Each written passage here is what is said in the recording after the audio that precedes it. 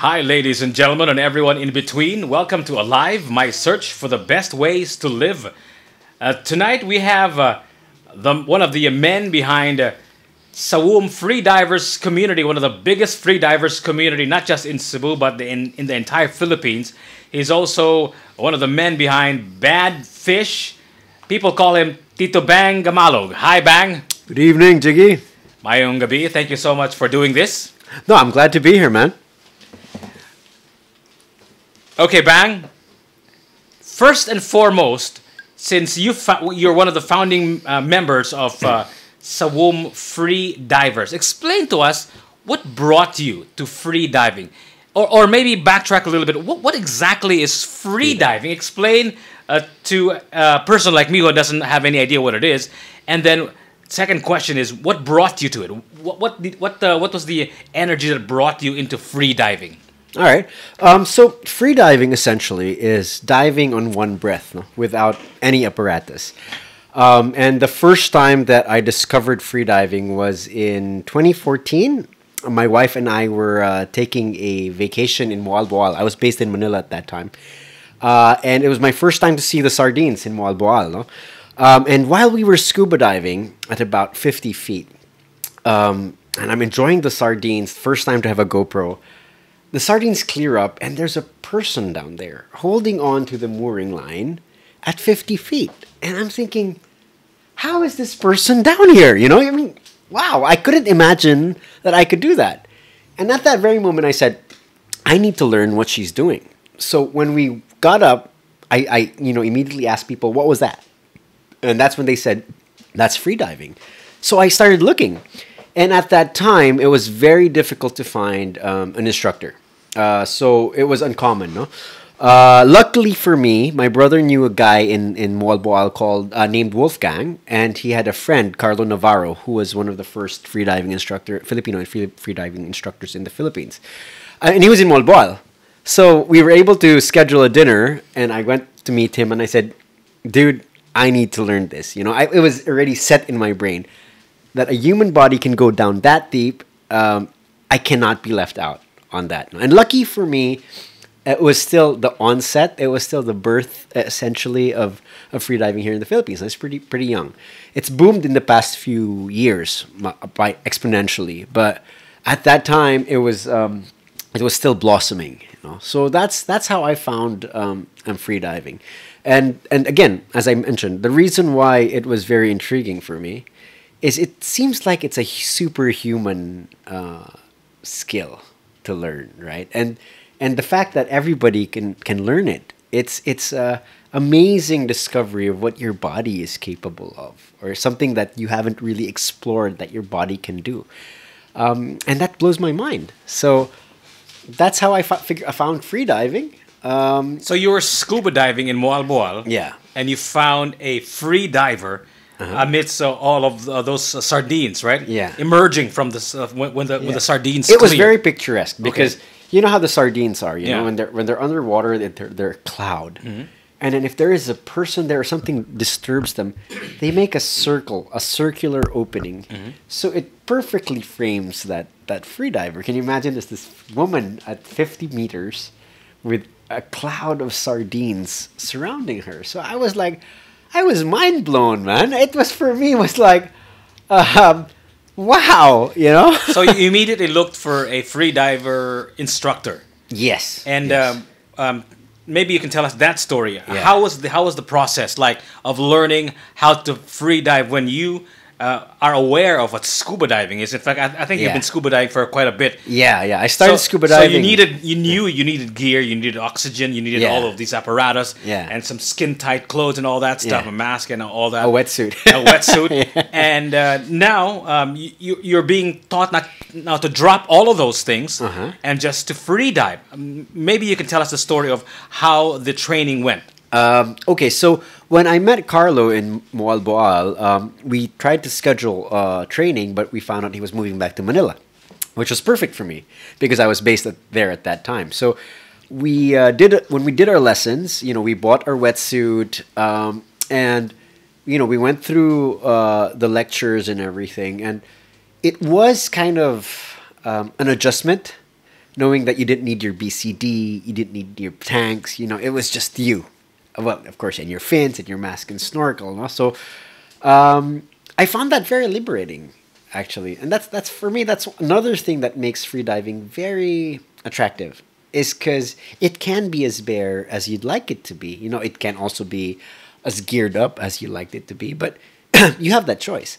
Unlike in scuba, where you really have to have a BCD. Were you a casual scuba diver? Or? I was. Okay. Were you like into scuba diving? No, I wouldn't say I was a fanatical scuba diver. I'm an advanced scuba diver now. Okay. I took that certification course so that I could dive with the thresher sharks in Malapascua. No? But if it wasn't for that requirement, I would probably still be an open water scuba diver until now. Okay. Honestly, scuba diving I enjoyed, but it wasn't something I was like, I would itch to do regularly. Free diving is a different bite. Free diving, once you learn it, you are itching to go as much as possible. Sometimes on weekdays, like you're on your way to work and you're like, I just want to go earlier to the beach just for a while, do a little free dive, get to work. It's that kind of bite. It's different, man.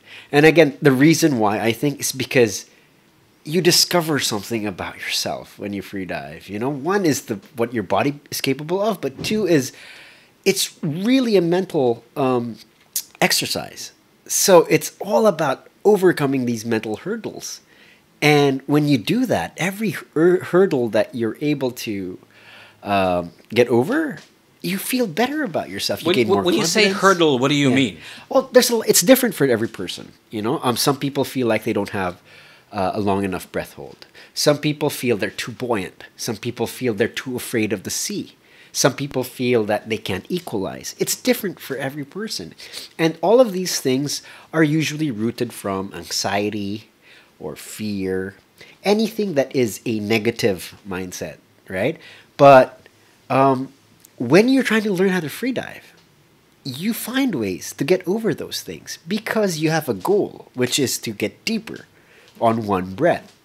And then you kind of like solve certain things in your head that you didn't before, and it's liberating. Solve what? What do you mean? Oh, for example, solve peace in the world. Yeah, exactly. It's very much like meditation. It's very cerebral. Mm-hmm. If you have something, and again, it's different for every person, that is preventing you from clearing your mind, from relaxing, from breathing properly, etc. That's going to affect your dive. So as you fall in love with freediving and you want to improve better, what happens is while you're breathing up, while you're relaxing in the water, while you're preparing for your dive, you're also sorting these little pretzels in your head out, right? It can be whatever for different people. And once you do, like, actually give it focus or attention, you start solving these things in your brain, either by simple things like breathing or a body scan and by relaxing your muscles. Whatever. It's different for every person. And then it unlocks a skill for you. All of a sudden, you can equalize better. All of a sudden, you can hold your breath better. All of a sudden, you're duck diving better. These things have practice, right? Practice. Yeah, but not just that. It has a very...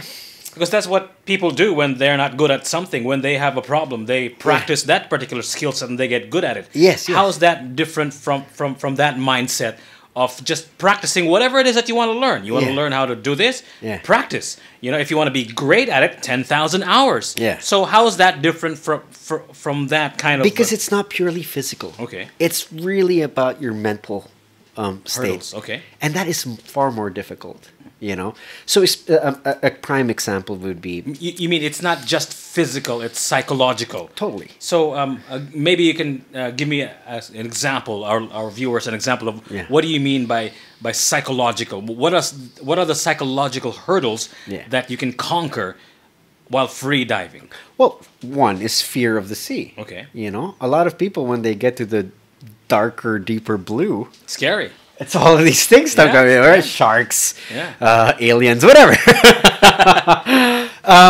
And so, for if you're practicing freediving and you're at that deep blue, okay, right? again, you will experience that anxiety. I did, when we started diving with my with the first titos of Saum, we would be on one buoy, and there'd be like 4 of us or 5 of us. And if I'm the one facing outward into the deep blue, I would like kind of slowly turn that buoy around just to be on the reef side of things, right? Okay. Again, this is very mental, but that affects your dive because that raises your heart rate. It gives you a little adrenaline for survival instinct or whatever. And you need to get over that. And you need to realize that there's nothing there. There's nothing out there to get you. And once you're able to hurdle that, then you start being more relaxed. And then you start breathing slowly. You're a lot more calm. Your muscles aren't tense. Freediving is the very opposite of being competitive. The more competitive you are, the worse you will be because, again... Isn't freediving already some sort of a sport? It is a sport. So sport is a competition, right? Yeah. So has becoming a sport ruined freediving for you? No, so because not you at said all. you don't want it to be a competitive thing. No. It's what I'm saying. What did you mean by that? I did say I didn't want it to be a competitive thing, but to be good at freediving, you have to be the opposite of being competitive. Okay, because again, when you're competitive, when you're trying to, how do I put it, push yourself to something, and your brain interprets it as a need to perform, your body will start releasing adrenaline because again, your body is priming itself to perform, and that is detrimental to freediving. You want to be relaxed. You want to be in a state where you're almost asleep, And again, so if you are competitive, that adrenaline, that performance push will kick in, and that will ruin your dive. You want to be... So this is the beautiful paradox of freediving. How do you perform your best without being competitive? Without getting yourself in a worked up state, right? By being completely relaxed. So think about the turtles in Finding Nemo. I like to think about them when I dive, because they're super chill, dude, right? They're always just like, yo, what's up? It's Cowabunga. Yeah. No, not the Ninja Turtles. So this is why also like Saum's logo was a turtle. Okay. Because if you watch them swim underwater, they are the perfect example. They are super chill. They glide through the water. They breathe. They hold their breath. A turtle can drown. They're one of the best freedivers, if not the best, in the world. Look. Dolphins and of all the whales. Species, the turtle's probably the best. But they are like, if you watch them move in the water, how slow they are, how relaxed they are. That's what you want to emulate as a freediver. It's beautifully calm, And when, in fact, it's funny how the mind affects the body, but at the same time, the body affects the mind also, meaning if you are moving in nice, slow, controlled manners, it also affects it helps your brain relax. And it's a balance. So maybe you can take us through the experience of freediving, Bang. Maybe you can tell our viewers and myself the experience of being out there in the ocean at 50, 100 meters deep. Oh, no. With no gear and just you and maybe your buddy. Yeah. Because it's required, right, to have a buddy with you when you when you free dive. Maybe you can describe to us that the emotions that you feel, the rush of emotions that you feel while you're out there in the deep. Yeah. Well, again, let me correct that. I don't go down 50 meters to 100 meters.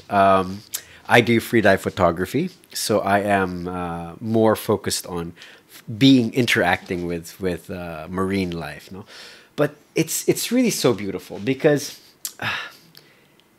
this is not something you regularly experience. And when the first time I swam with a turtle, like right beside it, and I was already 30 plus at this time, it was one of the most beautiful experiences. And I said, I want more. And then next, there's the sardines. When you're swimming with millions of sardines surrounding you underwater, It's so beautiful. And then you go further and you dive with a school of barracudas or with dolphins or with the whale sharks, you know? It gives you a sense of peace, but it also gives you a sense of fulfillment that you're able to do that. I love being able to, for example, Oslo. A lot of people can relate with it. If you go to Oslo, most people will be on the surface in their life jackets with their masks, looking at the whale sharks from above. We freedivers can go right beside them or under them and see a completely new perspective, you know? And it's intimate, you know? At the same time, it's an experience that you can't compare with anything else. You know, these creatures that you don't normally see, and you realize, wow, there's so much in this world that you haven't explored. But at the same time, it gives you so much joy just by being beside them. You know, especially when you see something uncommon. So, like in Sikihor, for example. They have a marine sanctuary called Tulapos Marine Sanctuary, and there's this huge school of barracudas there. And when I was scuba diving, I was under the impression, you know, oh, be careful, barracuda, it's gonna Dangerous. bite. Yeah, right. But then when you're free diving with them at 10 meters, at 8 meters, and they're just encircling you, these huge barracudas, but they are just calm and watching you, and you commune with them, and you enter their school. You know, and you swim. It's So they're not as dangerous as they're not. They're not. people think they are. No. Well, essentially, the common tip is that, you know, if it's a solo barracuda, it's hunting, it can be dangerous. But in my experience, a lot of the sea creatures that we were taught to be afraid of are not dangerous because we are not their prey. You know, and for them, You're not lunch for them. yeah, and they're not like human beings where they'll just attack for no reason. That's a risk for them. They will hurt themselves, and unlike us, they have no hospitals. You know, nobody can do first aid on them. If they harm themselves, it is going to be very difficult. The for end, them. right? Yeah. So why would you risk attacking this human that you don't know, you don't eat? You know, Yeah. I would rather swim away. So if you notice, a lot of the sea creatures that we encounter or we perceive as threatening are actually afraid of us. So when moment you jump into the water, they will swim away. You know. How many free dives do you think have you done in your 6 years of being in free diving? Thousands. For Thousands. Sure. Thousands. Give us the craziest free dive experience you've ever had in the thousands of free dives. Whew, that's hard. Craziest. That's hard. Craziest. The most mind-blowing experience, man. The most mind-blowing experience for me was this year. Okay. January, I was in Apo Reef in Mindoro, and I've always wanted to swim with dolphins and whales. But to do that, you know, one, you have to be at the right place at the right time, no? And it happened for us on the way back. There was a pod of thousands of dolphins. They're called electrodolphins or melon-headed whales. They're pretty big. And I just begged the boatman because the boatman was saying, "No, you can't jump in." I guess, you know, they were worried for our safety, and I was like, "This is my once in a lifetime." Why couldn't you jump in? Why did the boatman? You know, again, if you're running the boat, you're responsible for your passengers, right? So if somebody wants to jump out of the water, and this is in the deep blue, huh? You're in the middle of nowhere. There's 1,000 pods of dolphins. There's a pod of 1,000 dolphins, and this guy wants to jump into the water, right? And you know the boat can't stop. We're not anchored or anything like that. It is pretty dangerous if you're not dealing with an experienced person, you know, who can do this, right? But I was persistent, and so he said, "Okay, you know, if you hold on to the rope on the boat, we'll let you do it." But I really wanted to let go. But anyway, I said, "Okay, that's better than nothing." So I jumped in, and wow, it's like you're in outer space, man. Deep blue, like hundreds of just these huge dolphins, and they're all looking at you. They're all looking up and they're just swimming by you and they're passing by. Stupid human. It's fantastic. And I was with my camera. I had the rope on my armpits. So you have a photograph or a video of that? I do. Maybe you can share that to our viewers. Yeah, I will. Okay. I'll look for that video for you so you can see it. Wow. It was I was.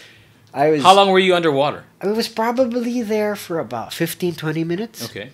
It was the most you could do, no? Because again, you're being dragged by the boat with a rope around your armpits because you're taking photos. But I just really wanted to let go. And like, a normal person would not want to let go of a boat in the middle of nowhere with thousands of huge creatures surrounding you. You don't know. They could be aggressive, right? But I was willing to take that risk. And you know, when you look at them in the water, they're just peaceful. And they're happy and they're playful. And every time, you know, like if I'm looking up on the surface like this and I go like that, it's a different world. It's a completely different. And I just wanted to just commune with them. I wanted to go down, commune, take that photo right beside the dolphin, but also just play with them. Sometimes, you know, sometimes it feels like they were calling you. They're like, they make the dolphin sounds, but they're looking at you. And it's non-aggressive sounds. So I wish I did. I wish I let go. And it's something I still want to go back to, because if I get another chance, I don't care how much I have to pay the boatman. Just drop me here and make a circle and I will be fine, you know?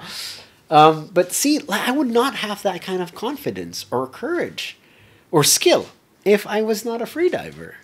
It opens so many doors for new experiences. You know, they say that the closer you are to dying, the more alive you feel. How much of the thrill of free diving is about just not dying, trying to live on the edge, trying to live life a little dangerously, because you're out there in the middle of nowhere with no oxygen, right?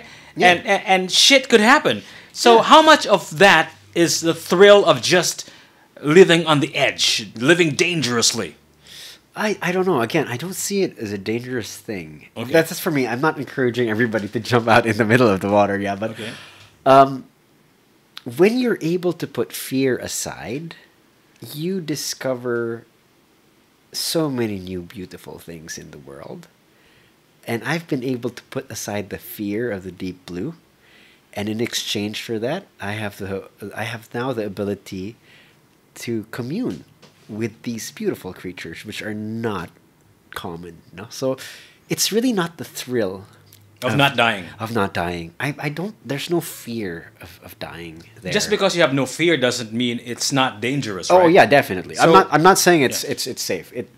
I'm not encouraging people to it's fine, jump out in the blue. No, it definitely has its risk. Okay. But being a freediver for this long and being confident in my skills to survive in that particular sense, I did have a pump boat who was it was traveling slowly and would have circled for me and looked for you. Yeah, well, I would have stayed on the surface, but I had my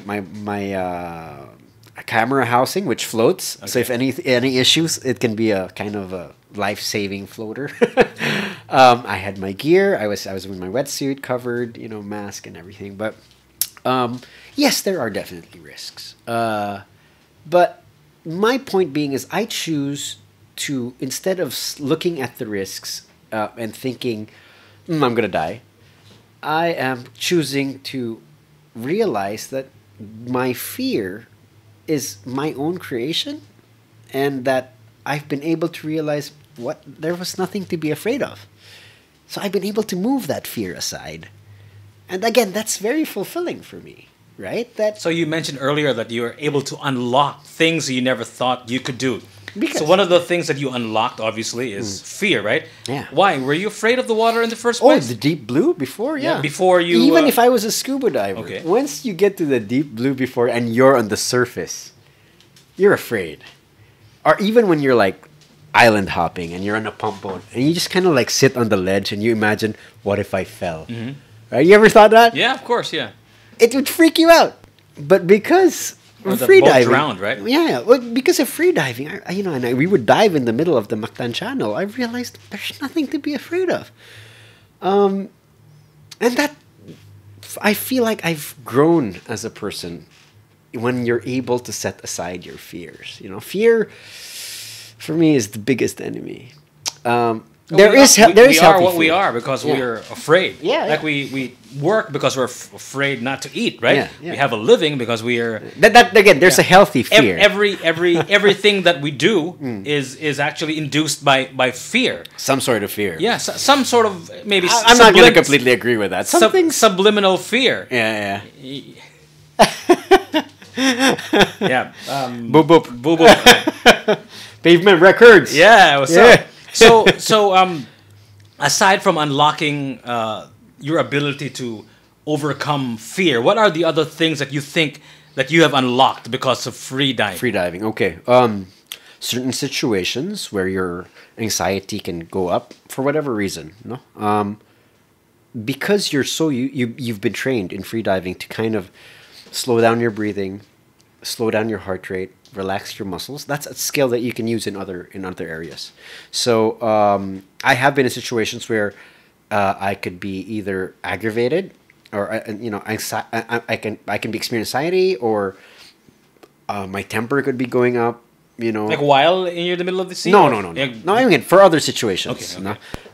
So these are like crossover skills that you can use from free diving. Okay. Okay. You you can't tap into your pool of free diving skills for For real life situations. yeah, for real life situations like slowing your breathing. So temper, for example, you mentioned temper. Yeah. So what or happens? like relaxing your So, neck, or like because of free yeah. diving, before free diving, your temper was what? Maybe you can tell me that. And then because of free diving, Yeah. you're less No, no. temperamental. Is that what you're saying? That's not the point. Okay. The point is, you have certain skills that you learn when you free dive that you can apply in other things.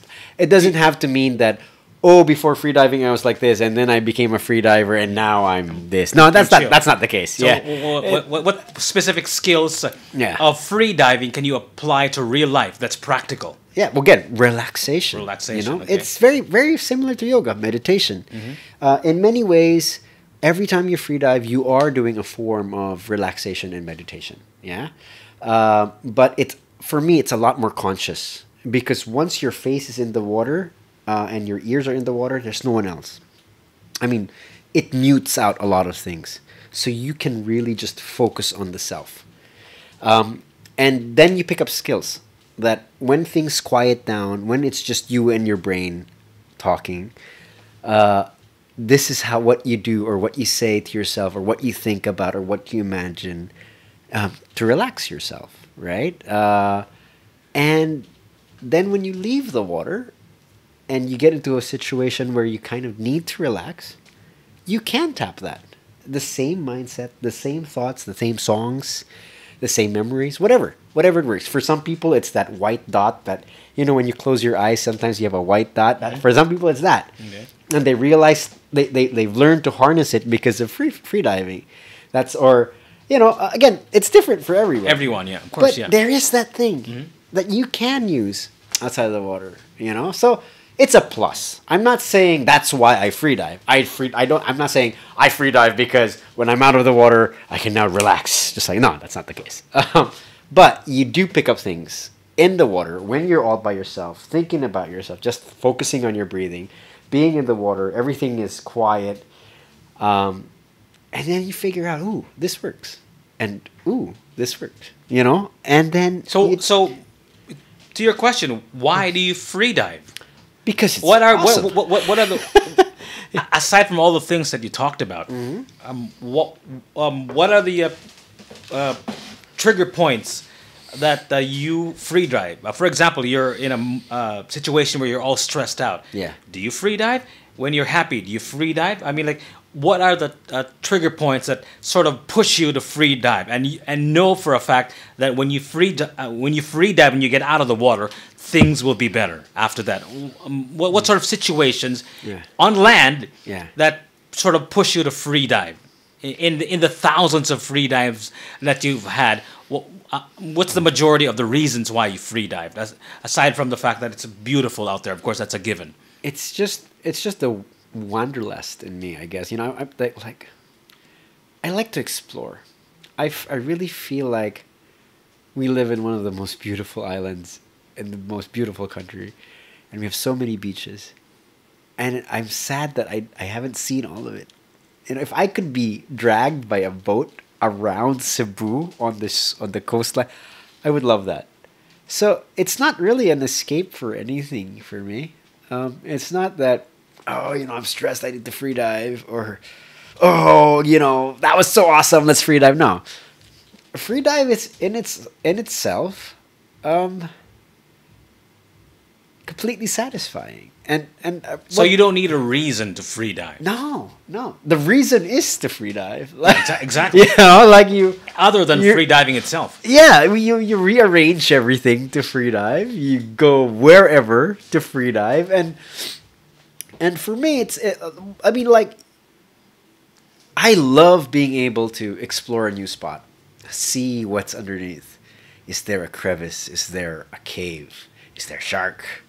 I love sharks. I look for them. Is there a turtle? Is there a school of jacks? It's a surprise every time, everywhere you go. Sometimes in the most remote places where it just looks like, it's like rocky and there's no beach. Because you know how it was before, but when you're not a free diver, you look for the best white sand beach with a nice bar, and like a place to hang out. But now, it's what's underwater that interests you. So you can go to a place, it can look like the crappiest area, but then you jump in and wow, corals, crevices, rock formations. 6 years ago, you and other people founded the Sawum Free Divers community, right? Yep. So this has blossomed into a 10,000 strong free diving community, and one of the biggest, if not the biggest, in the Philippines. We're not the biggest in the Philippines. One of the biggest in the Philippines. Yeah. Maybe you can tell us about the free diving community. Oh, they're fantastic. Since 6 years ago, when you first founded Sawum, where was it 6 years ago, and where is it now? How many free divers do we have? I know you have 10,000 members, but I can imagine that there are more free divers out there who are not members as well, right? There's really a lot now. Free diving is booming at an exponential pace because whatever we fell in love with, people are discovering that about themselves and are falling in love with it as well. But with Sawum specifically, there were 5 of us that founded it. It was me, Kim, Inting, Doc John, and RT. And it was really just like, hey, let's dive together. Let's do this every weekend, kind of thing. But once you learn how to free dive and you realize, wow, my body's capable of that, you want to share it. You want to be able to teach people. So we decided, let's share what we know to other people. We don't have to say this is a certification course, you're going to be an awesome free diver after this, but we will teach you what we know. And that's how it started. It was really just sharing knowledge between friends. Mm-hmm. And we would invite more people to dive and share that experience, because you can see on these people's faces, when they're new to free diving, the delight, the joy that free diving that brings. And we started doing more and more community events. And I think the reason why Sawum grew was because we were very open about it. It wasn't, you have to be this deep to join us. You're not cool enough. Whatever. It wasn't like that. It was just, you want to free dive? Come. We'll see you on the weekend. We'll teach you what we know. We'll share the gear that we have, the buoys and the ropes. And at that time, it was very difficult to find. And the gear also was very difficult to get before. And share it. And through that, we were able to build a super fun community where every week, every month, we would have a get-together, a hangout, the socials, So it wasn't just free diving, Don't get me wrong. It's not just about free diving, but it's really what free diving brings. That sense of community, that friendship, that like openness to other people, because you are together when you're vulnerable in the water and you watch each other's backs, and that builds a bond, right? And it's beautiful. It was one of the... You've grown exponentially. So when you first started Sawum Free Divers community back in 2014, how many members were 15. there? And then how many are you now? I know you're 10,000, but I can imagine it growing by the minute. When we started, I think we were about when I started the Sawum Freedivers page, it was about 20 members, Only give or 20 take. members, including yourselves. Including myself. So yeah. 15 members. Give or take. Okay. So So when did you think it started, grow? growing, like you said, exponentially? What was the sort of like the tipping point? What year Yeah. do you think was the banner year? Same year. For free diving, Yeah. 2014. No, well, 2015. It was late 2015, no, where we got together. I think it was in February of 2016 when the page was built up. Okay. And on the summer of that same year, I met Jerome, who founded Freediving Coaches of Asia. And he had his first class here, which taught a certain number of people to coach freediving.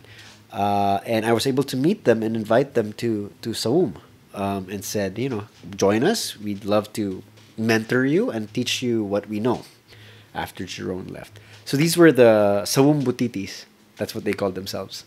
And from there, we started doing regular dives and regular socials and invited other people to join us and teach. And it was just word of mouth. But again, the beauty about it was I think we grew quickly because the people who joined us really sensed there was no pretense. There was no we weren't asking for any payment. Knowledge was freely given, and we were really just enjoying each other's company. So you mentioned that there are instructors to Yeah. free diving, and in fact, the free diving is now a sport, right? Oh yeah. So maybe you can explain to us what is the sport all about? What is the objective of the sport? How are you assessed whether you're a good free diver or not? I'm talking about the sport now. The sport, yeah. Okay. Well, disclaimer: I'm not a competitive freediver. Yeah, but what do you know Yeah, about the so sport? I will share what I know. No, but essentially, it's really about depth. How deep you can go. There are different disciplines. There is the constant weight bifins. So that's going down as deep as you can with two fins, like these.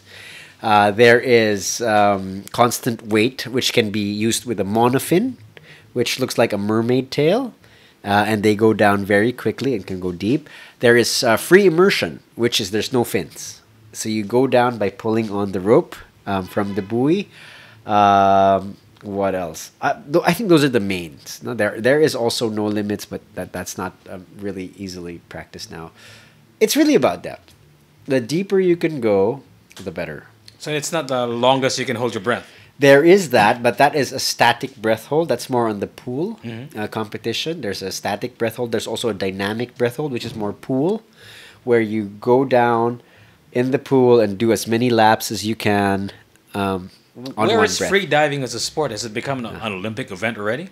I don't think it's an Olympic event yet. I'm pretty sure it's not yet an Olympic, but there are world championships already, and it's growing by the minute. So I think before the pandemic, there was a lot of regular competitions worldwide, including in Bohol. Bohol is also a popular spot for competition. So, yeah, it's getting to that level. So you need a certification to be able to free dive, just like scuba diving. If I were to say I'm gonna free dive in Moal Boal right now, would somebody stop me if I don't have a certification? How does it work? How does one get to free dive? Yeah. Do you need a certificate? You need a piece of paper to? No. So how does it work? What do you mean when you say can free train? dive? Okay. It's So there- if you can snorkel, you can free dive. Okay. Right. Unlike scuba diving, where you have to rent a tank. Okay. In scuba diving, so to be able to get a tank, you need to go to a dive shop, and for a dive shop to rent a tank out to you, you have to have Certificate. a certification, or they look you up in their records. Diba? In free diving, there's no such thing. So it's very difficult to control. Certification is not required. This is one of the things that we advocated back with Sawum. No? Everybody had their own views. It was actually a dividing topic because some people were pushing, certification, and some of us were like, you can free dive. It's Free. yeah, it's free in the water, right? And here is my kind of arc explanation for that. Certification will be very comprehensive. It will teach you a lot about safety. It will teach you a lot about technique. So you can bypass the trial and error, and that's good because that's safer for you. But of course, you have to shell out a certain amount of money for the certification. So for those who can afford it, great. Not everybody can. But like if you just want to free dive, you can. Nobody's gonna stop you. Like if you're gonna go into the water, Isn't making the mistakes a part of the thrill of learning something? it can be. Unless it doesn't, unless it kills you. Exactly. Of course. It can be, but it can also be dangerous. Dangerous, yeah, of course, yeah. So this is where we advocate for freediving education. Sure, like the spread. The Philippines, there are a lot of non-swimmers, and it's very ironic because we're an archipelago of 7,500 islands, and there's a lot of drownings and like because of non swimmers, no. So this is where I agreed with Jerome on his push for which is the freediving coaches of Asia, to push for reducing the number of non-swimmers in the Philippines by teaching freediving techniques at a lower price. No? Again, you get what you pay for also. So if you like take a course with a certified instructor, iba, you will really get. Is there like a level of skill of free diving? Do you have like a black belt for free diving? Yes, there are. So what are the levels of free diving skills? It's different. Starting from the beginning, is it like a yellow belt? There's different schools. Okay. You have AIDA, you have Molchanovs, you have RAID, you have pure apnea.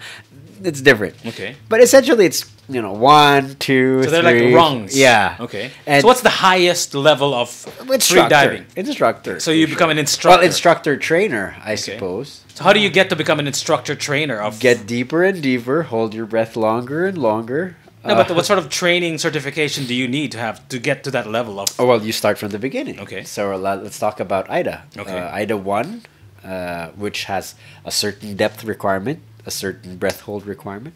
AIDA 2, which has a deeper depth requirement, a longer breath hold requirement, and also it has exams. So you need to know about the theory, the science, the physics of what goes on in your body when you're diving, etc. It becomes very, very technical. Technical, yeah. Yeah. So very, very similar to scuba diving, diba? As you do from open water to advanced open water to the rescue diver, etc. The knowledge that you have must be more. So it is an advantage for sure, to be a certified freediver or advanced freediver, etc. But not everybody wants that. Okay, and this is what I'm kind of like. I support both ends. Yes, if you can afford it, get certified. It's the best way, it's the safest way. Invest in your safety, invest in your skills. And, there's nothing to lose if you can afford it. But for those people who can't, it is kind of expensive, It shouldn't be discourage you from trying to learn freediving. You can freedive with friends. Just stay within your limits. Don't try to be super deep. You're going to put yourself at risk. There's many things that can go wrong. Not just drowning, but popping your eardrums by not knowing how to equalize properly, or by exhaling air when you're going up the water. That's very dangerous. Blackouts, what to do if somebody blacks out, These are the things that we would like to impart to people, and a lot of the but I guess that's part of the thrill, right? I mean, again, like I said, it's never a thrill. Living on the edge, right? I said, the closer you are to dying, means the more alive you feel, right? I mean, no, that's definitely not the approach for freediving, But is freediving? This is not like skydiving, buddy. But is freediving is freediving for everyone? Do you recommend freediving for everyone, or are there specific inborn or basic skills that you need to have before you get to freedive? Is there like a bare minimum? If you were a computer, specs of your personality, of your physical capabilities before you get to freediving? Or is this a sport or a hobby for everyone? It's for everyone. But I would also like to clarify what freediving means to you. Because for some people, when the moment they think freediving, they're thinking super deep. That's not always what freediving is about. Freediving can be as shallow as 1 meter or 2 meters, right? And you're going just along the surface, swimming with it. They can also call it snorkeling. There's no particular depth where you say, you have to be that deep to be a freediver. That's not the case. So anybody and everybody can enjoy freediving. So how do you define free diving if it's not a depth, if it's not a skill set, because you don't really need to have a certification? Yeah. So how do you define free diving? What do you mean when you say I have free dived? Yeah, the ability to be able to dive down on one breath comfortably and safely. That's free diving. That's really whether free it diving. be 1 meter, 2 meters, etc. But again, snorkeling is essentially mainly on the surface. But snorkeling and freediving Similar. are very similar. They're not really not. You that could far. probably snorkel and then free dive, right? Right, that's right. Oh, when you're freediving, you're starting with a snorkel. You're kind of snorkeling already, right? At the beginning. Yeah, right? okay. So again, as there are certain skills associated with freediving. So the duck dive and holding your breath underwater, and so that's already freediving. Do you need to be in a certain physical build to be better at free diving? Do you need to be ultra thin? You need to be big so that you can drown? What are the physical attributes of a person so that you will have an advantage in free diving? Okay, if you're talking advantage, like for example, race car driving, you need to be small, right, and light, because you don't want to add to the weight of the car. So how about free diving? What are the basic advantages of an individual physically that he can be a better free diver? I would say people who are who are the best in the world at free diving? What are the their best in the world right now? I think the Michael Jordan of free diving is Alexei Molchanov. Okay. I think he goes down one. So what has he done? How many? He goes down 121, 130 meters. Wow. That's in feet. That's times 3, right? 3.28. 333. Something like on that. one breath, Okay. man. It's nuts. So It's how nuts. many minutes is that? I think he usually dives 3 to 4 minutes. Wow. Per dive, no. But again, like holding your breath 3 to 4 minutes and diving down 130 meters in 3 to 4 minutes is a different story. There's a lot of pressure, on from the water, and it's really amazing. It's really amazing. Bang. Yeah. You obviously are passionate about free diving. You love free diving ever since that moment when you saw that female in the middle of that sardine rush, and she was framed in that sardine. And now you have sort of decided to open Bad Fish, right? Yeah. Which sells free dive and spear fishing equipment. Doesn't that sort of ruin the thrill of something when you start trying to make a living off of it? Doesn't that sort of make it extra stressful? Make it work. Make it work, like because you already are free diving out there enjoying the sea. Now you have to think about the overhead and the rent and the supplies and all that stuff. Doesn't that ruin it for you? No, not at all. And what made you decide, hey, this could be a good thing? Yeah. Cebu needs a gear shop for what they love, which is free diving. Free diving. Maybe you can tell us. Those are two different questions. Number one, doesn't that ruin it for you? And number two, what made you decide to open Bad Fish, the gear shop for free diving and spear fishing, which we're going to talk about also a little later on? Okay. For the first question, no, it doesn't ruin it for me. It makes it super fun, actually. So the thing with free diving and spear fishing is that once you learn it, you want to share it. It's one of those things, like when you discover this super awesome board game or this super awesome video game, and you just want to share it with your friends. Mm-hmm. That's the same thing with freediving and spearfishing. So no, I love meeting people daily And when they ask me questions, and I'm happy to answer them, because these are the same questions I used to have. But then back in my time, when I was a newbie, I didn't have people who could answer me.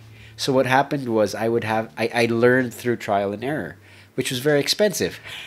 And dangerous. Yeah. So when now that I do meet newbies who ask these questions, and I'm able to guide them already, like right off the bat, it's very fulfilling for me. So it's not stressful.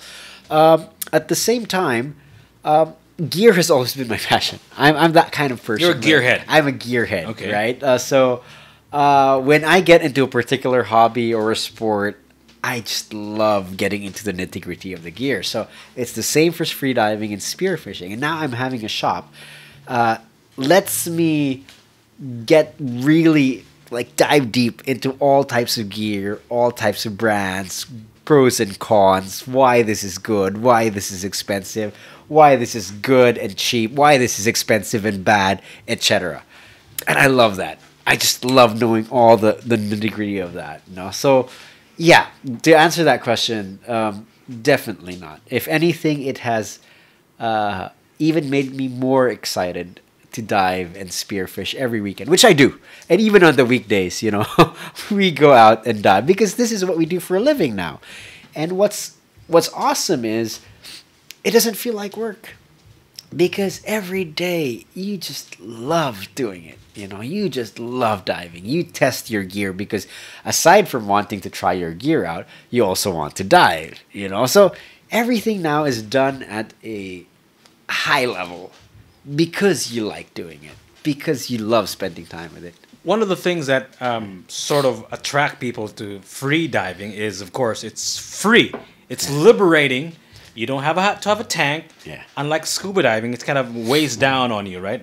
Weighs you down, I'm sorry. Okay. So free diving is essentially just you and the water and a few gear. Yeah. What do you mean when you say gear up? Isn't free diving the unencumbered way to go deep into the ocean and not have to think about anything? Yeah. Doesn't a certain amount of gear sort of stop you and slow you down? That's true. That's true. What do you mean by gear? What sort of gear do you need to have to be safely out there in the water without being weighed down by too much gear, like scuba diving? Right. Nothing against scuba diving. I'm just saying that scuba diving is really heavy because you have to have a tank. a lot more gear. Yeah. Well, again, you can be any kind of free diver you like to be. It can be as simple as board shorts, fins, mask and snorkel. It can be that simple. And you will still enjoy. But as you keep freediving, there are certain experiences that make you go, ugh, I need to change this. So one of the things would be jellyfish. I loved diving in board shorts before, just the fins, the board shorts, and my mask and snorkel. Then you get hit really bad with jellyfish, and you're like, okay, I need a wetsuit. All right, so that's one of the things that you'd want to put on. Then, as you dive, if you don't have a weight belt, you will find, especially if you're a buoyant person, you will find it very difficult. Buoyant person? Buoyant person. So there are the buoyant people. How do you decide whether a person is buoyant or not? You will only find out in the water. The amount of air that she has in her belly? How does it work? It depends. Okay.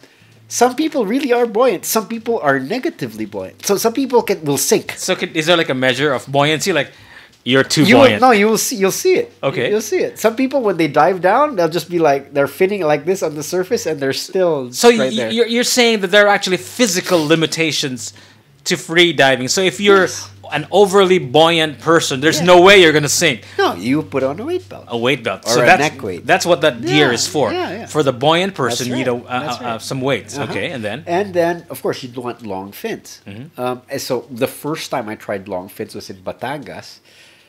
We went free diving with my brothers and some friends. First time I saw the long fins pulled out, I was like, wow, that's long. That looks like it's tiring to use. And then when we started trying to free dive, at that time I didn't know how to free dive yet. I said, can I borrow those fins?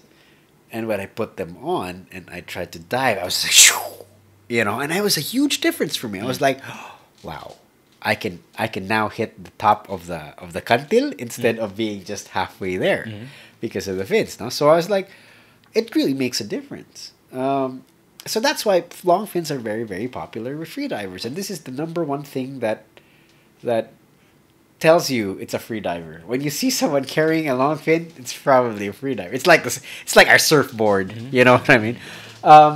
There. So then you start looking into other things like a low volume mask. Why? Because again, as you progress as a freediver, you are constrained by one breath.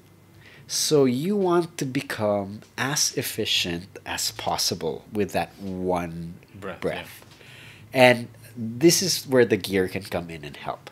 Is it required? Not at all. Do some people do it well even with the worst gear? Yes.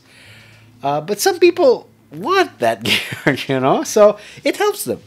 So a low volume mask will have a lower amount, airspace in the mask air in the face area, and because you need to equalize the mask as you get deeper. Again, as you progress as a freediver, you go deeper and deeper. If you're using a big mask, one, it's going to add some drag to your dive. Two, you're going to need a lot more air to equalize it, because as you get deeper, the air gets compressed, so it becomes a vacuum, right? So what you need to do is to blow some air into your mask again to bring it back to normal levels. No? And the bigger the volume of the mask, the more air you have to blow into it to bring it back to its normal volume. So you need a smaller mask. This is where the low volume mask comes in, because then less air. And again, every little bit will count. The deeper you go, every little bit will count. So how deep have you gone, Bang? And how many minutes have you held your breath? What was the longest time you've held your breath? May have been, and the deepest you've ever gone to? I may have been freediving for a while, but depth has never been my goal. Okay. Mine is more exploration. Again, there are different types of deep freedivers. The deepest I've gone is 30 meters. And I think there was only a 1 minute and 30 second dive. We have some freedivers here, like Marian Sumalinog of Pacific Blue Freediving, who does more than 50 meters freediving. No? And this is about, again, 1 minute and 30. So you're saying that you're not that type of freediver wherein you consider depth as a sense of accomplishment. So what would you say is an accomplishment for you? What would you have to do to say I have accomplished as a freediver a certain goal? Yeah. If it's not depth, is it the duration of your holding your breath? What is it that you think you have unlocked a certain skill set you never thought was possible? What's the next episode, so to speak, for Bang when it comes to freediving? Mine is not skill. Okay. I really don't care if anybody's diving deeper than me or holding their breath longer than me. So how do you measure that? It's finding new spots. Okay. So this is where, when I went to Siquijor and discovered Tulapos Marine Sanctuary with that school of barracuda, wow. Or Apo Reef in Mindoro when I was able to go and dive with the dolphins. Wow. These are the kind of experiences. So that is sort of like that's my notches. Your notches, yeah. So what if that something is deeper than 30 meters? What if it's 50 meters? What if it's 100 meters?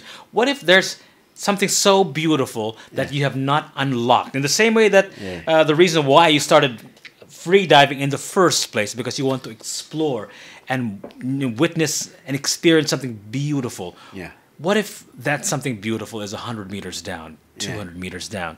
It's an endless... it will remain a beautiful mystery. so depth is not your thing. No. Well, again, now that I started spearfishing this year. Okay. It's really fantastic. It's super challenging. For me, it's probably one of the most challenging things you could do. Because one, you have to be able to hold your breath. You have to be able to dive down deep. You have to be quiet and stealthy. You have to be able to get close to the fish. There are just so many things you need to do to pull it off. But like the challenge of that, the like as you progress little by little, the fulfillment is also more, because it is a lot more challenging. So With freediving, like if there was something that beautiful at 30 meters, I might actually push myself to train to be able to get that deep. So with spearfishing, So you need a special kind of skill set to go deeper than 30 meters. Let's say 50. So you have need to train a lot.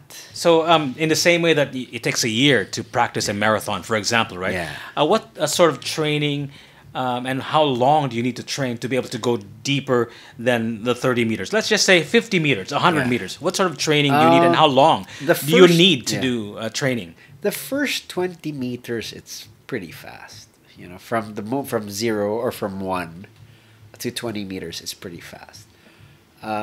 20 to 30, it'll be a bit more challenging. 30 to 35 will be a bit more challenging. 35, it gets like as you get deeper, every meter becomes more and more difficult.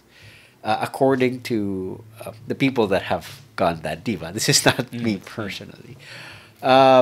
So it's really a lot about training, getting your body used to the pressure, getting your mind relaxed to be that So deep. do you need a trainer to Oh, yeah. to get you to that Yeah, depth? yeah. Let's say, for example, you've been free diving for a long time, but you've only gone 30 meters, and you want to say your objective is I want to go 50 meters. Yeah. So you need to go and talk to somebody and train you You to go want- 20 meters deeper. Ideally, you want a mentor with you. That's one. Secondly, you need somebody. Most importantly, you need somebody who can safety you at that depth.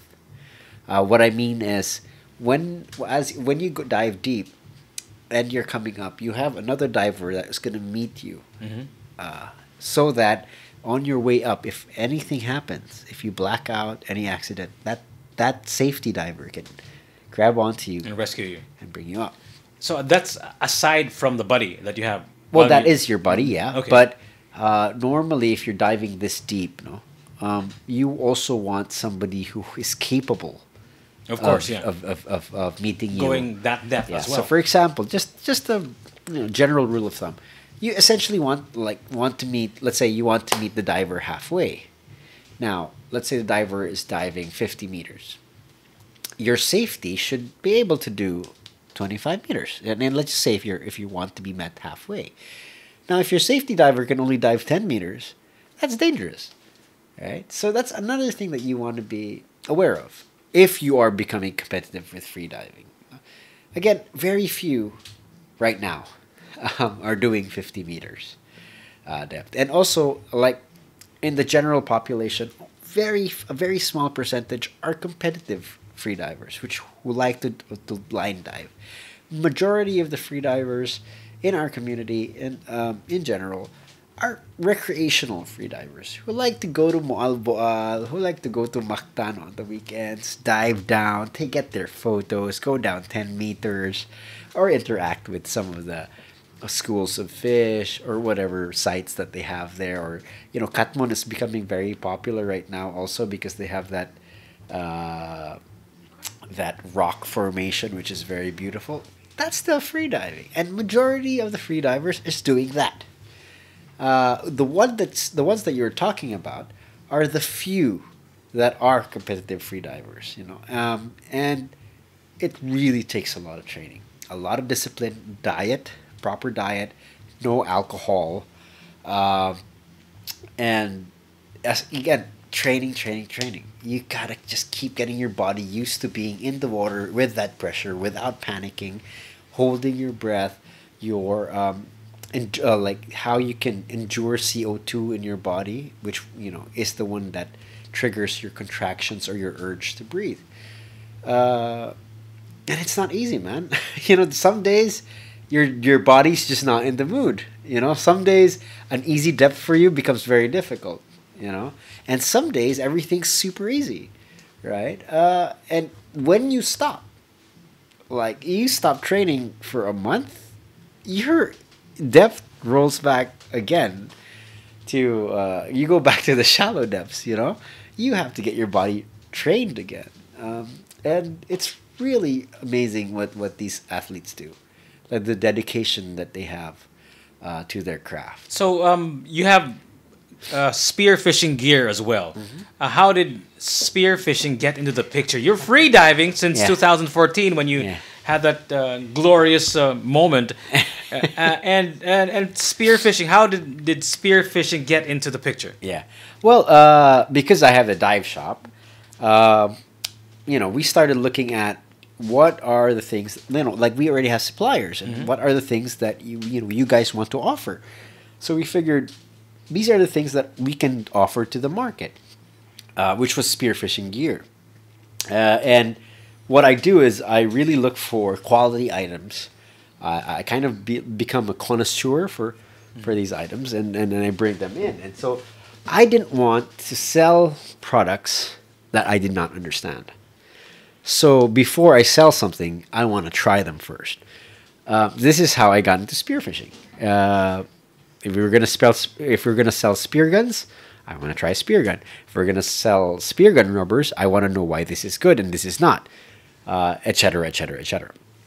And what happens is, wow, like spearfishing has a whole lot more gear considerations, shafts, rigging, triggers, etc., etc., etc.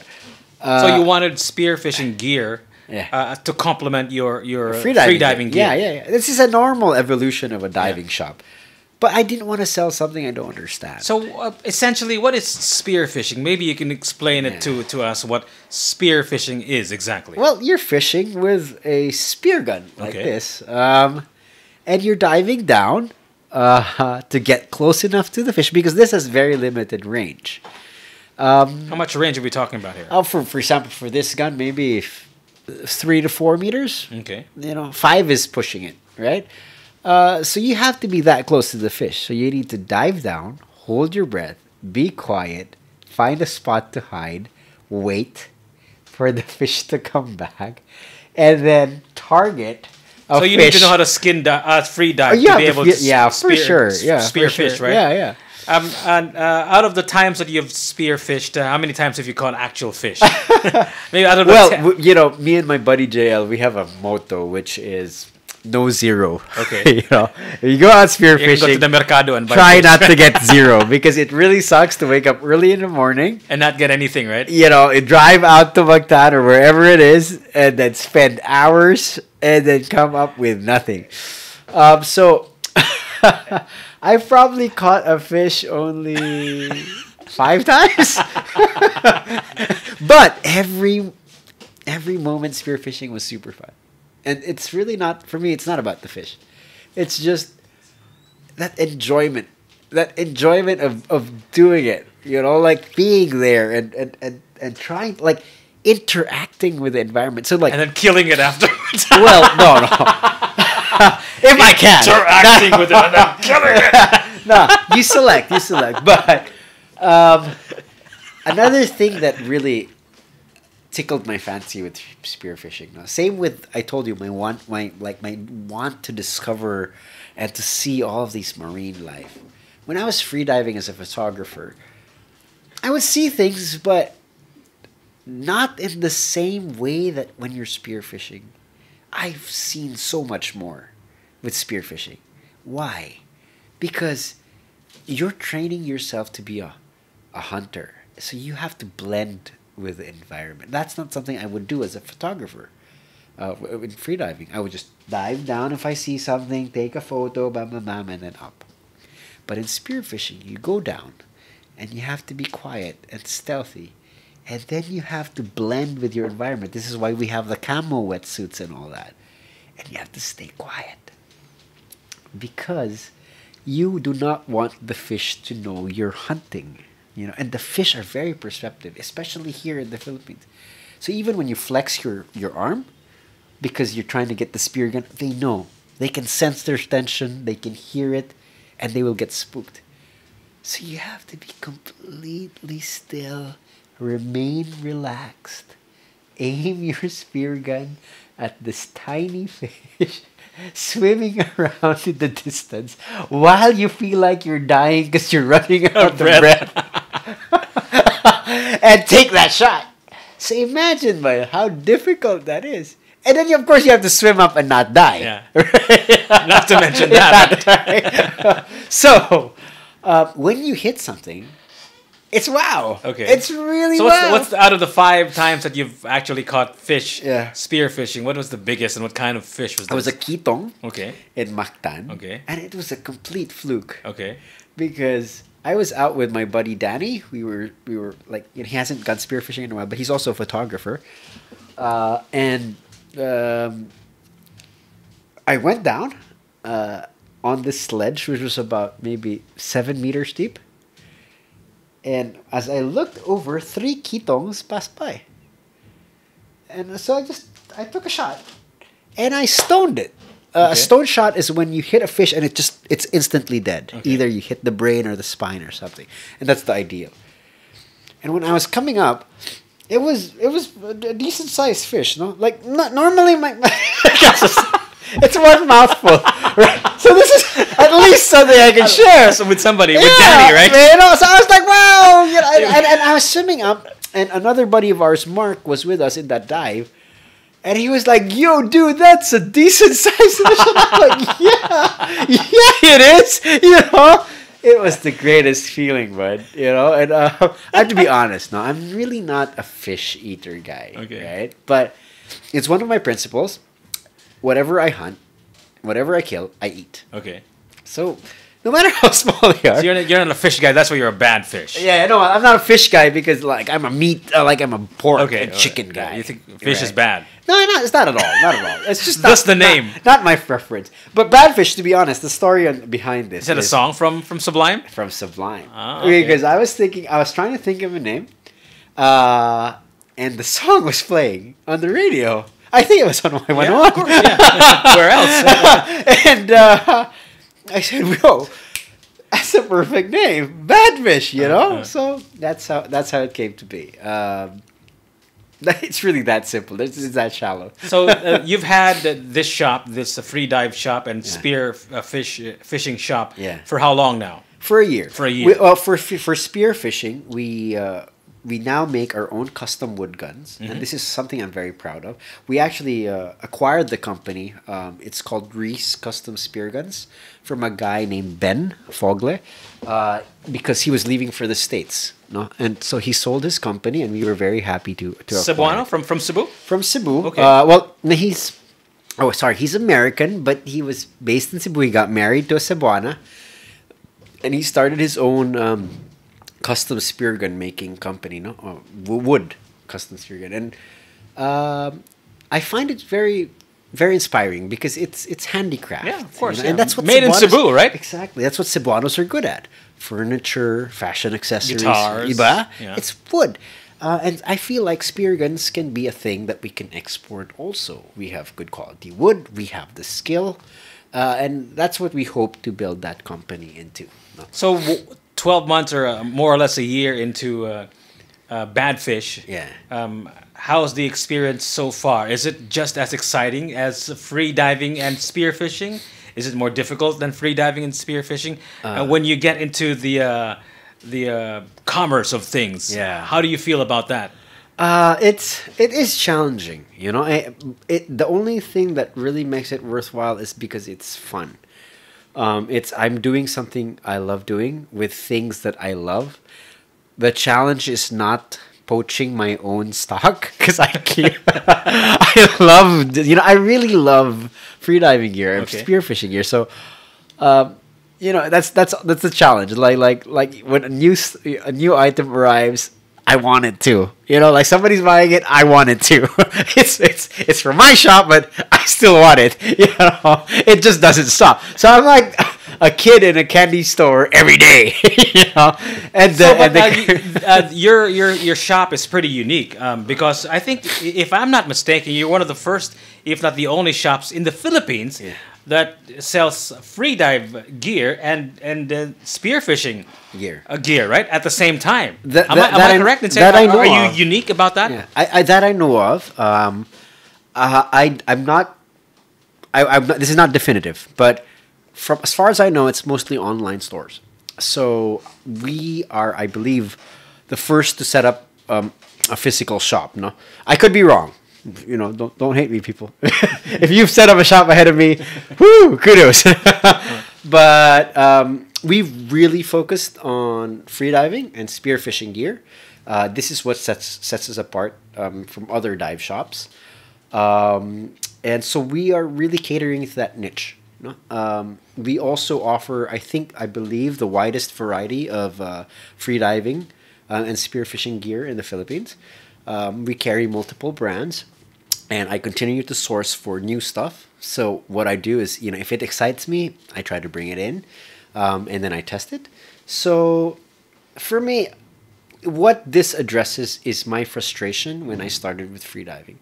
When I started freediving, it was very difficult to get gear, as I mentioned. So you would always have to buy online. And the difficulty with that is you don't know what the fit's like. You don't know how the fins will fit your foot. You don't know if the wetsuit is your right size. You don't know if the mask will fit your face properly. But you couldn't get any freediving gear here in Cebu before. It was difficult to find. So what I would do is I'd order online. Trial and error? Yeah, trial and error. But, you are talking about expensive gear. So, you only find... Is that what the other free divers did? Trial and error as well? Yes. Yeah. So you would see posts in communities before where pretty expensive. It's brand new and he's selling it because it's not the right foot size. Like stuff like that. And you lose an easy, 3,000-4,000 pesos. So I'm like, when we did this... and again, initially it was supposed to just be a part-time online thing, but then it appealed to my you're core. Being a gearhead, right? So I was like, if we're gonna do this, let's just push this to the limit. We are 10 months into the CoronaVerse, right? Yes. Into this pandemic, and one of the things that people are saying, especially the tourism department, is that it's going to be local tourism that will save the Philippines. Yes. Because, we can't rely on international tourism because, there are so many restrictions, right? Yeah. To travel. And free diving and gear fishing, and you mentioned earlier that there's so many beautiful islands in the Philippines, and if you could be dragged into all of them, you would probably want to do that, right? Yeah. So, how is this going to work into this what they call new normal? I like to call the CoronaVerse. Yeah. How is gear fishing and free diving going to be in this new normal? Do you think this will accelerate and speed up the process of making free diving and gear fishing, for everybody? Do you think that tourism will improve dramatically because people will start traveling around the Philippines because they want to free dive or gear fish? Definitely. A lot of our members didn't even know how to swim before until they started free diving, and now they love traveling the Philippines, exploring different beaches, exploring different spots. So I feel like with the growth of free diving, more and more locals want to travel inter-island, not just to hang out in resorts and but because they want to dive, they want to island hop, or if they want to spearfish, they want to find nice spots. It really does push you because for example, us, no, we're lucky Cebuanos. We have so many beautiful spots in our island. But if you look at people from Manila, they have to travel to Batangas. They have to travel elsewhere to free dive, but free diving is that addicting that they will travel every weekend out to Batangas or out wherever to dive, and that will spur economic activity through tourism, right? And especially, again, one of our goals is, like, for me with my group, is to travel and discover new spots. And once you're able to discover them and share them with other freedivers, people will go. And this, again, spurs up local tourism. It will generate revenue for the local barangays, for the local barrios, and that's a good thing. And again, freediving is very unintrusive. It's conservation is a big thing.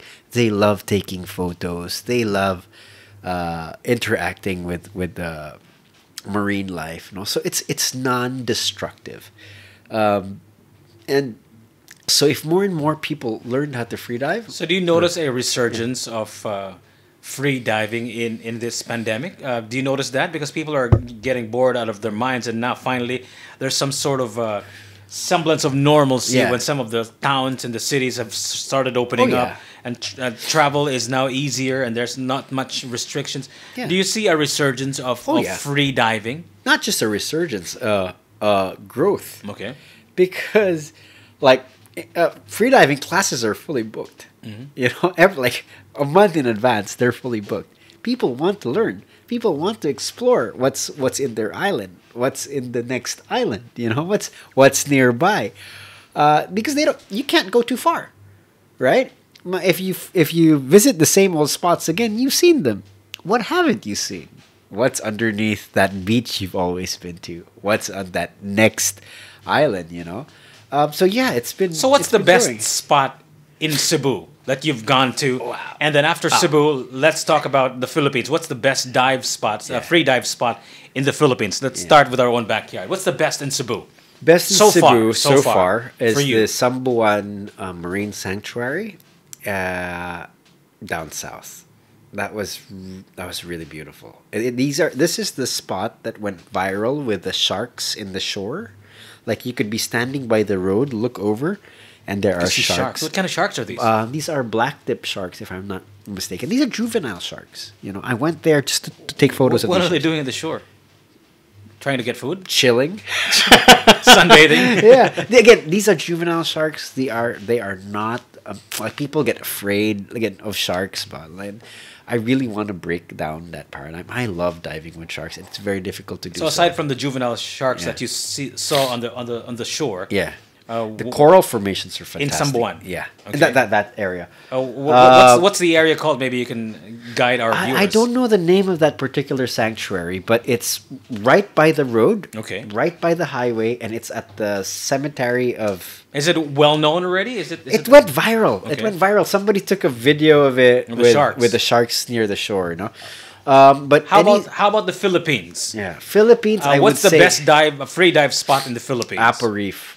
I think is Apo the Reef best. in Mindoro. Negros? In Mindoro? Yeah, Apo Island. No, that's different. Apo Reef in Mindoro is wow for me so far has been my best free diving area. But a close second is So what was in Apo Reef? you see all the cool stuff. Eagle rays, school of barracudas, bumphead wrasse,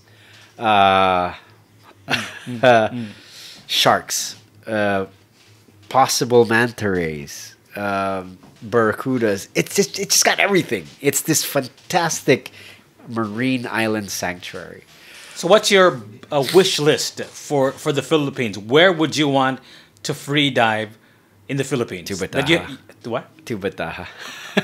What's It's a it? What's in Tubataha? That is one of the best diving spots in the world. I think it's a UNESCO heritage site, if I'm not mistaken. It's one of the most beautiful. But you have to live aboard, so it's expensive. You have to what? Live aboard. You have to like get on a boat, live there for like 5 days Before you can get to the. No, I mean that it's a marine park. There's no resorts. There's no Okay. establishments. Okay. You live on the boat. Oh, okay, all right. Right? That's what you meant. Okay. Yeah, but it's one of the most beautiful. So I really want to go to Tubataha, but I also want to check out Tawi-Tawi. I've heard that it's got, but again, you know, like the security issue, I suppose. But Yeah. I hear it's safe. I hear Yeah. it's safe. I'd like to at some Okay. point. How about in the world? Where's the spot that you'd like to go to free diving? If you had a chance to do it, Maldives. in the Maldives. Okay. Yeah, because again, it's alive. You know, you jump in nurse sharks, manta rays, eagle rays, giant fish. It's just again, mine is more exploratory and being with the fish. You know, climate change has destroyed much of life on Earth and the ocean. There are so many species that have disappeared from the face of the Earth. Corals are dying. There's so much destruction with the main reason, of course, is us human beings who are not taking care of our planet Yeah. well. Do you have a deeper appreciation of what it is out there deep in the ocean and what we have destroyed because of free diving? And is the community trying to sort of stop the sea change, back to restoration and back to its former glory? Yes, but for me, I've always been kind of aware of it already. What I do appreciate about freediving is the people that get into freediving start falling in love with the ocean, and because they fall in love with the sea, it's their playground. They start giving a shit, and I really appreciate that. Like from somebody who didn't used to care, and then you dive, and it's beautiful, but there's so much trash or so much plastic or whatever, and they start getting pissed off, and I love seeing that change. They're like, wow, you're becoming aware because now it's affecting something you love. And that's what we can use freediving for.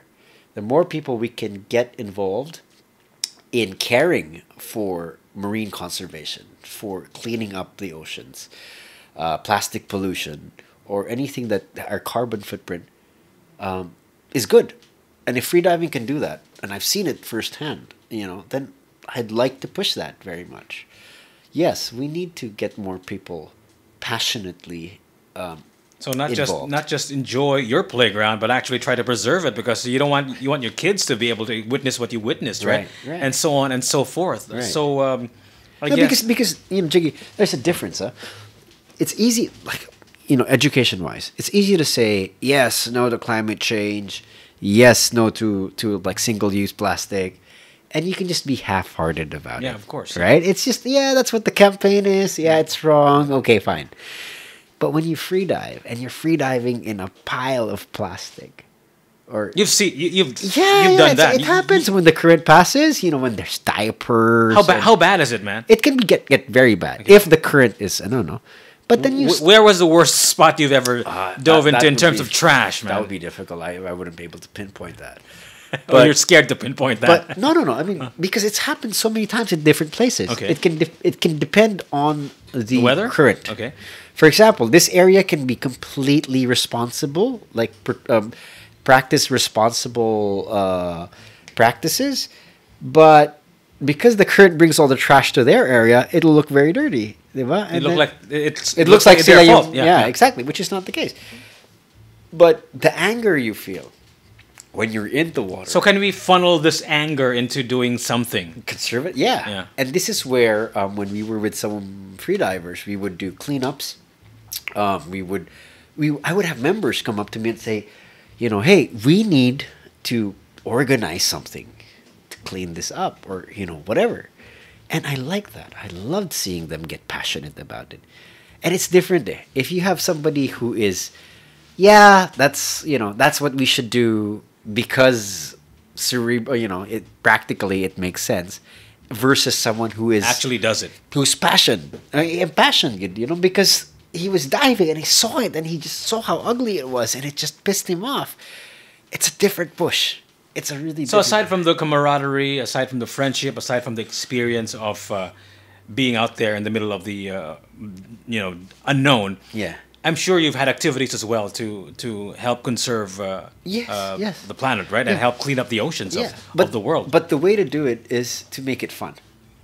For me, that was always the best approach. So that could be a good enough reason to go into free diving, to help clean the oceans, right? It's more of like, hey guys, let's get together, have a few beers, and clean the ocean. Or and maybe let's do it. That's a wrong order. Maybe clean up the ocean first and get some beer. Whichever order it comes in, as long as it gets them moving, gets them mobilized, right? And here's another thing. All of a sudden, it's cool. Yeah. It's cool to start doing cleanups. It's cool to post on your social media that, hey, I'm here doing a cleanup and chilling with my coffee afterwards or cocktails or whatever. Hey, whatever works as long as it gets done. Yeah. Right? So, and that's the beauty about. So how badly is our oceans being violated by human beings like you and me? Certain areas, they're pretty bad. Certain areas, not so bad. It gives you hope. You're like, ooh, it's not that bad after all. It can also be seasonal. The important thing is we just don't stop caring. The moment we stop caring, that's it. It's done. We have the ability. Humans have the ability to screw it all up, save ourselves, and also destroy ourselves, right? Yeah. You know what, Bang? I could talk to you for hours on that. Your passion for spearfishing and free diving is palpable, and I just love your energy about about the way you feel about those two things, which is spearfishing and free diving. But we don't have all day, and I'm sure a file of 2 hours would be too much to download for anyone, including myself. I wouldn't be able to watch this one and finish this one. But Bang, we have a lot of people out there who are thinking of, contemplating on getting into free diving or even spearfishing, or those who are already into free diving or spearfishing but want to get into it deeper. What is your message to everyone, especially people out there who feel that tourism will be able to save the Philippines because our tourism is was at a screeching halt when everything was closed because of the pandemic, right? What do you have to tell everyone about that as well? Maybe you can say those along those lines as your final message. Okay. Well, guys, we here in Cebu are very lucky because we have the Badfish Dive Gear Shop. So this is a hub for freediving and spearfishing. If you do want to learn how to freedive or spearfish, you can ask us. We'll be happy to recommend to you different instructors or different schools that you can learn from. If you are looking into freediving or spearfishing as a tourism activity for your resort or area or LGU or whatever, do message us. We'll be happy to work with you. I work with the Department of Tourism, with Miss G, with RD Tamano, and we are also talking about different programs on how we can use freediving or spearfishing to further our tourism goals here in Cebu Province or Region 7. So again, if you are interested in something like that, send us a message, Badfish Dive Gear on Facebook. And we can talk, no problem. I'd be very happy to help you guys out with your push. That's it. Jigs, thank you so much, man. Getting into free diving will probably not only save yourself because you have all these new experiences out there in the deep. You'll probably be able to save the tourism industry in the Philippines as well. So go ahead and try it. And Bang, it's always a pleasure to talk to you. The first time I spoke to you a few days ago, it was already a blast. Now that we have all night, I'm even having more fun. And of course, with a couple of beers. Where is, can you tell our viewers, where is Badfish located and where can they find you on the different social media platforms? Go ahead. So our Facebook page is Badfish Dive Gear / Sawum Gear Shop. We are in Kasambagan. We are near Sarosa Hotel, near Tancor 1 or 1 Oasis. This is about 15 minutes away from Ayala. You can find us on Waze or on Google Maps. That would be the easiest way. And you can, if you want to get in touch with us, you can do so via our Facebook page. That's the easiest way to reach us. My phone number is also there in case you need to get in touch with me through text or call. But usually it's on Facebook. That would be the best channel to get in touch with us. We hope to hear from you guys. Badfish, free diving gear and spearfishing gear. Go ahead and check it out. Thank you so much, Bang. Thank you so much, Jiggy. I appreciate it, man. Thank you so much. All right. Good night, guys.